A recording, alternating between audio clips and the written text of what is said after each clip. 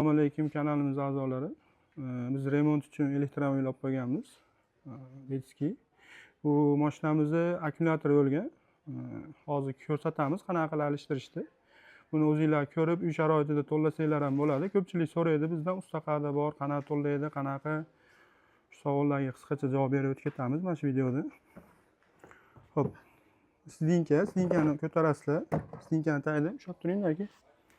Akkumulyator bo'ladi. Bu yerda plus minus. Plus chiqariladi, plus minusi. Akkumulyator olinadi. Xo'p. Qo'ying aka pastga. Tushuntirib beradi. Pastga qo'ya olingmi? Narigi akkumulyatorni olingmi? Bu eski akkumulyatori. Akkumulyator o'lgan, qishki kunida foydalanilmagan, shu sababdan akkumulyator o'tirib qolgan. Mana tekshirsanglar bo'ladi bunaqa qilib. Umuman massa bermayapti. O'tirgan, bu umuman ichini suvni to'kib alishtirish kerak bo'ladi. Bundan ko'ra yangisi mana. Bunaqa iskara beradi yangisi. O'lmagan yangi akkumulyator. 12 voltli bo'ladi. 145 mingga oldik buni. Shuni qo'yasizlar joyiga. Steklarni ulab qo'yasizlar. Olib turinglar kameraga aka. Qorasini qoraga, qizilini qiziliga.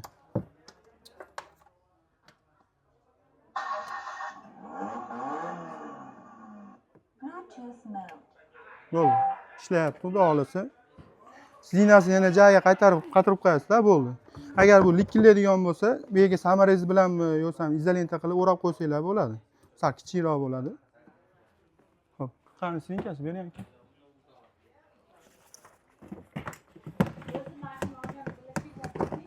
Bu yerda ikkita samarezi bo'ladi. Mana shu ikkita samarezini qatirib qo'yasizlar. 90% elektromobillarda bir xil joyda bo'ladi. Silinani tagida bo'ladi akkumulyator. Hozirgilarda oldida bo'ladi. Undan keyin 90% holatda hammasi bir xil silinani tagida bo'ladi. Silinani yechasizlar, tagida ko'rinib turadi. Plus minus kontagini chiqarib, yangi akkumulyatorga qo'yib, plus minusni ulab qo'yasizlar, bo'ldi. Video manfaatli bo'lgan bo'lsa, aqllaringizga yuborib qo'yinglar.